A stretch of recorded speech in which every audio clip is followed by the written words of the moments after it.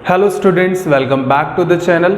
आज के इस लेक्चर में हम लोग डिस्कशन कर रहे हैं एक अगेन इम्पॉर्टेंट टॉपिक का, दैट इज करंट डेंसिटी। ये टॉपिक बच्चों चैप्टर 3 को बिलोंग करता है, दैट इज करंट इलेक्ट्रिसिटी। और ये चैप्टर जो करंट इलेक्ट्रिसिटी है ये क्लास 12 फिजिक्स का एक चैप्टर है। तो आप समझ गए होंगे ये वीडियो लेक्चर किन बच्चों के लिए है। जो बच्चे 12th बोर्ड में है या फिर जो बच्चे जेईई या नीट का तैयारी कर रहे हैं वो इस वीडियो को कंप्लीट देखिए, क्योंकि यहाँ पर जितना भी हम पढ़ने वाले हैं आज सब कुछ क्रूशियल रहेगा। तो चलिए बिना किसी देरी के शुरुआत करते हैं आज के लेक्चर की। जैसे कि बच्चों आप लोग देख पा रहे होंगे हमारे पास ये जो टॉपिक करंट डेंसिटी है इसको आज हमें समझना है। तो फटाफट से हम लोग पहले इसकी डेफिनेशन की बात करते हैं। तो बच्चों करंट डेंसिटी होता क्या है? It is defined as, current आपको पता है rate of flow of charge per unit time is called current. अब बच्चों यहाँ पर ये जो करंट डेंसिटी है इसका मतलब होता है कि जो आपका कंडक्टर है, जैसे ये आप हम लोग एक कंडक्टर बना लेते हैं, ये है हमारा कंडक्टर। अब बच्चों करंट डेंसिटी कहती है जो हमारे कंडक्टर का एरिया है, जैसे कि ये सपोज करिए यहां से आपका करंट फ्लो होके जा रहा है आई।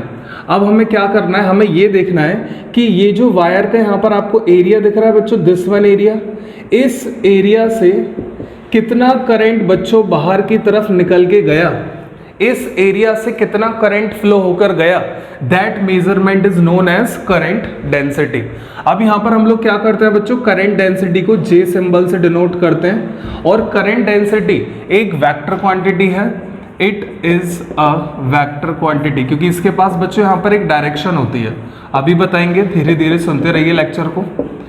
अब देखिए जैसे कि डेफिनेशन ने कहा था जो भी करंट पास हो रहा हो पर unit area of the conductor से, उसी को हम क्या कहते हैं बच्चों, करंट डेंसिटी। तो हमारे पास फॉर्मूला क्या बन जाएगा यहाँ पर, current density equal to current passing through conductor per unit area, right.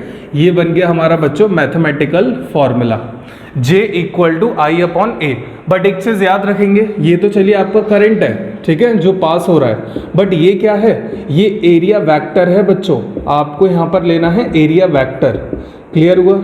अब देखिए यहाँ पर मैंने जैसा अभी बात करी, कंडक्टर में करंट गया तो वायर के पर्टिकुलर एरिया से कितना करंट फ्लो हो गया, that is called current density. अब आप लोग ये ध्यान रखना, जिस डायरेक्शन में आपका करंट होगा उसी डायरेक्शन में आपका हमेशा क्या होगा, करंट डेंसिटी। तो हम इसे नोट कर लेते हैं, direction of J is same as direction of current. ये बात बच्चों आपको ध्यान रखनी है। अगली बात सुनिएगा बच्चों, यहां पर ये जो हमारा एरिया होता है, ठीक है, ये हमारा एरिया हमेशा नॉर्मल रहना चाहिए। ये एरिया बच्चों हमेशा नॉर्मल रहना चाहिए जो करंट इससे पास हो रहा है। जैसे कि आपका एरिया कैसे है, इस तरीके से फ्लैट एरिया है, करंट आपका ऐसे आ रहा है, तो बच्चों क्या ये नॉर्मली है आपस में 90 डिग्री पर है? बिल्कुल। तो आपको ध्यान रखना है हमारा जो एरिया होगा कंडक्टर का, हमको वो जनरली कैसे लेना है, करंट डेंसिटी के नॉर्मली। और अगर मैं बात करूं एरिया वेक्टर की डायरेक्शन, मैंने यहाँ पर दो शब्द बोले बच्चों, एरिया यानी एरिया ऑफ कंडक्टर, ये जो प्लेन है, और दूसरी मैं बात करूं ये जो हमारा एरिया वेक्टर है, हमें ये एरिया वेक्टर हमेशा कैसे लेना है, हमें हमेशा बच्चों ये एरिया वेक्टर लेना है in the direction of J, ठीक है, in the direction of J। इस तरीके से जिधर आपका J है उधर ही हम एरिया वेक्टर लेंगे, राइट, तभी आप कैलकुलेट कर पाओगे करंट डेंसिटी। अब देखिए, अब यहाँ बच्चों ये जो मैंने अभी फॉर्मूला आपको बताया J बराबर आई अपॉन ए, इस फॉर्मूले पर आ जाइए। यहां से हम लोग क्या करते हैं, क्रॉस मल्टीप्लाई करते हैं, ठीक है। जैसे आप क्रॉस मल्टीप्लाई करेंगे आपको मिलेगा J, और यहां पर क्या लगाएं बताओ, J और A का प्रोडक्ट होगा। अब देखिए ये दो वेक्टर हैं बच्चों, current density is a vector quantity and area is also a vector. अब यहां पर बात आ रही है कि सर यहां पे आप क्रॉस प्रोडक्ट करेंगे या फिर यहां पर आप डॉट प्रोडक्ट करेंगे, क्या करेंगे सर यहां पर आप? तो बच्चों आंसर सिंपल है, इनका प्रोडक्ट करके हमें आउटपुट में करंट मिलेगा, और करंट हमारा किस क्वांटिटी में आता है, स्केलर। तो याद रखिए यहां पर वेक्टर का आप ऐसा प्रोडक्ट करेंगे जिससे आपको आउटपुट स्केलर मिले, और डॉट प्रोडक्ट करने से हमको हमेशा आउटपुट मिलता है बच्चों स्केलर। तो ये है आपका वेक्टर फॉर्म। इसमें आप ऐसे भी लिख सकते हैं, और I बराबर J डॉट ए को जब आप ओपन करेंगे you will get J A cos theta, ठीक है। ये आपको कब लगाना है बच्चों? ये आपको जब लगाना है, देखिए कब लगाना है, जब आपका कंडक्टर का ये जो एरिया है वो थीटा एंगल पर कट कर दिया जाए, लाइक दिस। अब आप देख सकते हैं बेटा, आपका जो एरिया वेक्टर है वो इधर हो गया। एरिया वेक्टर क्या होता है? प्लेन के परपेंडिकुलर होता है एरिया वेक्टर। ये है आपका इस बार प्लेन, बट करंट तो ऐसे ही फ्लो कर रहा है भाई, करंट ऐसे फ्लो कर रहा है तो करंट डेंसिटी भी इधर ही जा रही होगी। करंट डेंसिटी हमेशा कहाँ लेते हैं? देखिए same as direction of current. अब यहाँ पर हमें क्या करना है, इस बार जे आपका एरिया वेक्टर के साथ कुछ थीटा एंगल बना रहा है, राइट बच्चों? तो हम लोग क्या करते हैं, हमने क्या बात करी थी अभी, हमेशा एरिया वेक्टर को जे की डायरेक्शन में लो। तो आप बताइए इस एरिया वेक्टर का कंपोनेंट जे की डायरेक्शन में कौन सा इधर आएगा? That is a cos theta, right? तो हमेशा आप लोग ये याद रखिएगा, यहाँ पर जो हमारी करंट डेंसिटी होती है वो हमेशा ए कॉस थीटा कंपोनेंट की डायरेक्शन में ही ली जाती है, राइट? और जो कंपोनेंट ऊपर की तरफ होगा परपेंडिकुलर, ठीक है, अगर आप कह रहे हैं सर एक कंपोनेंट ऊपर भी तो होगा, ए साइन थीटा। अब बेटा इस कंपोनेंट को नहीं लेंगे, क्यों नहीं लेंगे? देखिए जब आप ए कॉस थीटा को जे के साथ लेते हैं ना बेटा, तो थीटा आपका 0 डिग्री बनता है। कितना बनता है? 0। अब जरा यहाँ पे करंट देखना कितना आएगा, इससे केस 1 ले लेते हैं। Case 1 when theta 0। थीटा 0 का मतलब क्या है हमारा? थीटा 0 का मतलब है जब हमारा एरिया, ठीक है, पैरेलल हो जे के। बहुत ध्यान से सुनेंगे आप लोग। थीटा 0 का मतलब क्या है? जब आपका एरिया वेक्टर और जे क्या हो बच्चों? पैरेलल।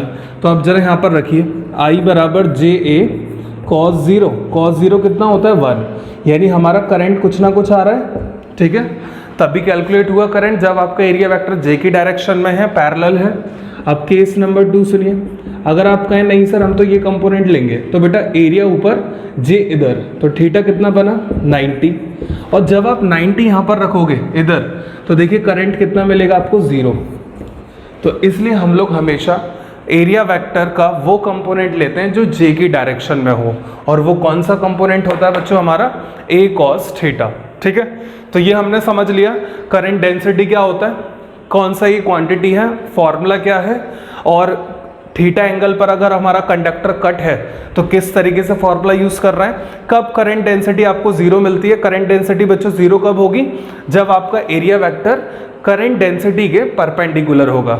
सेकंड केस, अगर आपका एरिया वेक्टर और करंट डेंसिटी सेम डायरेक्शन में है तो वहां पर करंट डेंसिटी होगी, ठीक है। ये हम लोगों ने पढ़ लिया। अगर मैं इसकी आपको यूनिट बताऊं बच्चों, ऐसा यूनिट, तो ऐसा यूनिट बहुत सिंपल है। देखिए क्या, करंट का यूनिट क्या होता है बच्चों? एम्पियर, और एरिया का metre square. So ampere per metre square is the unit of current density. तो हम लोगों ने बच्चों इतना सीख लिया, ठीक है। अब हम आगे चलते हैं, फटाफट से आप लोग पहले इतना नोट कर लीजिए। अब बच्चों हम लोग कुछ इंपॉर्टेंट पॉइंट्स पढ़ेंगे, again on the same concept current density. क्या है ये इंपॉर्टेंट पॉइंट? चलिए आप लोग तैयार हो जाइए, मैं इन पॉइंट्स को आपकी तरफ शूट करूंगा, रेडी टू फाइट। ओके, देखिए बच्चों पहला पॉइंट है करंट डेंसिटी, याद रखिएगा एरिया ऑफ क्रॉस सेक्शन, यानी जो भी कंडक्टर का एरिया है उसके इन्वर्सली प्रोपोर्शनल होती है, राइट। क्योंकि आप लोगों ने फॉर्मूला क्या पढ़ा था? J बराबर I अपॉन A। यहाँ पर बच्चों ये जो I है ना, ये कांस्टेंट रहता है। अभी आपको बताएंगे कांस्टेंट कैसे रहता है। करंट का जो फ्लो होता है ना बच्चों, rate of flow of charge, ये जो है डिफरेंट एरिया ऑफ कंडक्टर में से सेम रहता है। तो इसलिए हम लोग इसे नहीं लेते प्रोपोर्शनैलिटी में कि सर जे तो आई के प्रोपोर्शनल होना चाहिए जैसे आप लिख रहे हैं। नहीं बेटा, आई एक कांस्टेंट है। अगर आई हमारा एक कांस्टेंट हो गया बच्चों, तो प्रोपोर्शनैलिटी में सिर्फ कौन आएगा? एरिया, क्योंकि यहाँ पर कंडक्टर के एरिया बदल सकते हैं। तो यहाँ पर हम लोगों ने लिखा है current density inversely proportional to area. अब देखिए कैसे, अगर मैं आपके सामने यहाँ एक कंडक्टर दिखाऊं, ये है हमारा देखिए कंडक्टर, इस तरीके से आप देख पा रहे होंगे यहाँ पर डिफरेंट एरियाज हैं। यहाँ पर एरिया हमारा A1 है, यहाँ पर एरिया A2 है बच्चों। अब क्या होता है, अब मान लीजिए यहाँ से करंट I एंट्री लिया I1 और यहाँ से एग्जिट हुआ I2। अब ये बात ध्यान रखना, भले ही एरिया अलग अलग है बच्चों, बट करंट का जो फ्लो होता है ना वो हमेशा बराबर होता है। तो इस बात को बेटा माइंड में फीड कर लो अच्छे से। करंट का flow through any area of a fixed conductor is always constant. Current हमेशा बराबर रहता है, ठीक है। क्यों रहता है सर? बेटा 11th क्लास के आप भूल गए? 11th में आप लोगों ने कॉन्सेप्ट पढ़ा होगा इक्वेशन ऑफ कॉन्टिन्यूटी। चलिए एक बार मैं आपको बता देता हूँ। एक बार मैं 11th क्लास को 12th क्लास के साथ एक एनालॉजी क्रिएट कर रहा हूँ, उसे आप देखिएगा। आप लोगों ने बेटा याद करिए उन दिनों को, मैनी मून्स अगो, इतनी भी पुरानी बात नहीं है, 1 साल पुरानी बात है सिर्फ। क्लास 11th में आप लोगों ने कॉन्सेप्ट पढ़ा था क्लास इक्वेशन ऑफ कंटिन्यूटी का। अभी इक्वेशन ऑफ कंटिन्यूटी देखिए क्या कह के गया आपसे। इन्होंने बोला था अगर हमारे पास एक ऐसा पाइप है जिसका area of cross section different है, आप देख सकते हैं, और जितना लिक्विड, अब सुनना मेन बात आ गई है, जितना लिक्विड का रेट यहां से एंट्री लेता है उतना ही बच्चों लिक्विड का रेट ऑफ फ्लो वहां से एग्जिट करता है। जितना लिक्विड यहां से एंट्री लेता है उतना ही लिक्विड वहां से क्या करता है, एग्जिट।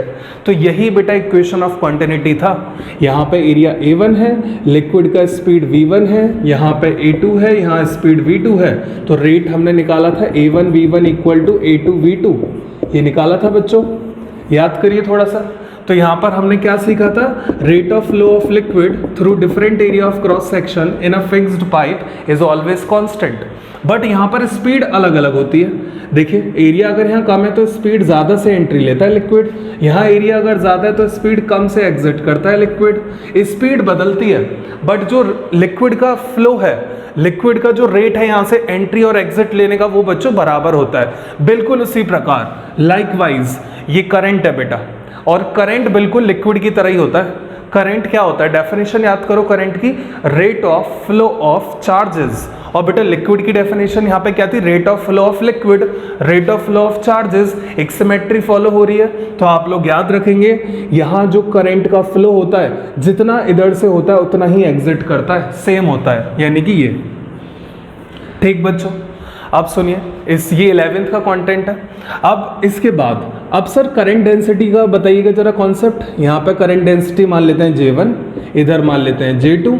अभी बोला करंट डेंसिटी बदल जाता है एरिया के अकॉर्डिंग। एरिया क्या है यहाँ पर हमारा बेटा, सॉरी एरिया यहाँ पर इन्वर्सली है। अब देखिए एरिया अगर यहाँ कम है तो करंट डेंसिटी ज़्यादा, एरिया अगर ज़्यादा है तो करंट डेंसिटी कम, यानी आपको J1 ग्रेटर मिलेगा एज कंपेयर टू J2। अब ऐसा कैसे हो गया सर, करंट डेंसिटी में वेरिएशन बट करंट में वेरिएशन नहीं। करंट तो मैंने बताया कांस्टेंट रहता है, बट करंट डेंसिटी किस तरीके से अलग अलग हो गया।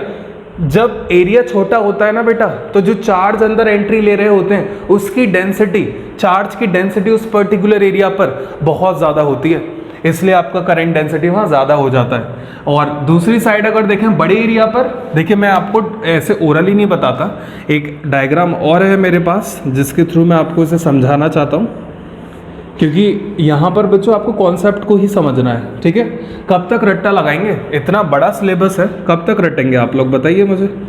चलिए देखिए, यहाँ से बेटा करंट गया, ठीक है, यहाँ से भी करंट जाएगा वही और यहाँ से भी वही करंट जाएगा। अभी बोला था भाई करंट का फ्लो तो सेम होता है, जितना यहाँ गया उतना ही तो यहाँ से हर जगह से पास होगा। अब यहाँ पर जरा डेंसिटी की बात करो भाई, देखो चार्ज एंट्री लेता है, ये है पॉजिटिव चार्ज। करंट जाने का मतलब पहले ये माना जाता था कि पॉजिटिव चार्ज फ्लो करके जा रहा है अंदर, ठीक है, तो ये पॉजिटिव चार्ज अब जा रहा होगा तो इस कोई भी यहाँ पे एरिया ले लो बेटा, इस एरिया में देखो चार्ज की डेंसिटी बहुत ज़्यादा है ना, चार्ज की डेंसिटी, ठीक है, तो यहाँ पर हम कह सकते हैं करंट डेंसिटी जो भी होगी वो ज़्यादा होगी सबसे। इधर आ जाइए बेटा, एरिया बड़ा हो गया, जैसे एरिया बड़ा हो जाता है तो चार्जेस क्या करते हैं, इस तरीके से हो जाते हैं भाई, है ना। अगर यहाँ पे एक पर्टिकुलर एरिया में आप देखें तो देखिए इसके कंपैरिजन में डेंसिटी यहाँ पे कम हो गई चार्ज की, पर्टिकुलर एरिया में J2। इधर आ जाइए, इधर एरिया और बड़ा है तो यहाँ पर बेटा चार्ज और फैल जाएंगे ऐसे। तो यहाँ पर अगर देखोगे पर्टिकुलर एरिया में तो देखना एक ही चार्ज आया, तो पर्टिकुलर एरिया में डेंसिटी कम होती जा रही है ना जैसे जैसे एरिया बड़ा हो रहा है। तो यहाँ पर आप ऑर्डर क्या लिख सकते हैं भाई, सर J1 यहाँ पर ज़्यादा है J2 से और J2 ज़्यादा है J3 से। आई होप आपको ये कहानी समझ में आ गई होगी, किस तरीके से हम लोग करंट डेंसिटी के कॉन्सेप्ट को ऐड ऑन करते हैं जब एरिया ऑफ कंडक्टर अलग अलग हो, ठीक है। Current same but current density different, और क्यों अभी अभी मैंने आपको एक लॉजिक बताया। अब देखिए अब बच्चों हम लोग यहाँ पर बात करते हैं ड्रिफ्ट स्पीड का, कि जो ड्रिफ्ट स्पीड होगी चार्ज की अलग अलग एरिया में वो क्या होगी, सेम या डिफरेंट। तो देखिए आप लोगों ने बच्चों एक रिलेशन पढ़ा होगा वीना करके, ये बस एक निमोनिक होता है इसको याद करने का, I इक्वल टू वीना। बट यहाँ इस वीना में क्या क्या लेटर्स आ रहे हैं, VD ENA, सभी लेटर्स का मीनिंग आपको पता है क्या?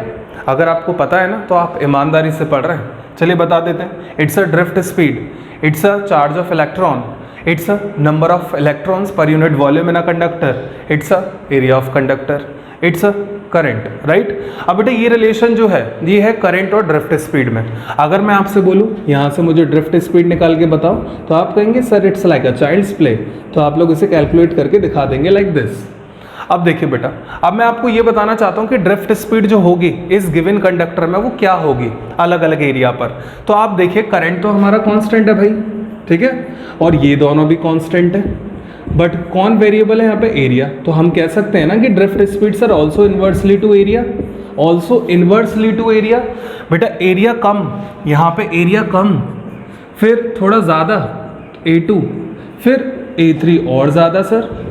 अब आप लोग क्या करेंगे, देखिए एरिया सबसे कम, तो बेटा एरिया सबसे कम यानी ड्रिफ्ट स्पीड यहाँ पर सबसे ज़्यादा, यहाँ जो चार्ज का फ्लो होगा ना बहुत ज़्यादा होगा, फिर यहाँ थोड़ा धीमा और यहाँ सबसे धीमा। तो आप लिख सकते हैं रिलेशन इस कंडक्टर के लिए, मैं यहाँ लिख रहा हूँ ड्रिफ्ट स्पीड का रिलेशन VD1, यहाँ ड्रिफ्ट स्पीड मान लेते हैं VD1, यहाँ VD2, यहाँ VD3, ठीक है।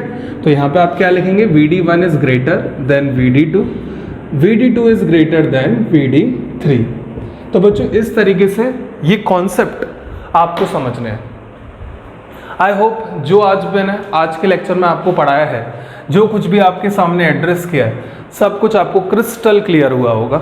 नहीं हुआ बेटा कुछ अगर, नो प्रॉब्लम, कोई बात नहीं, आप सीख रहे हैं, आप लर्निंग फेज में।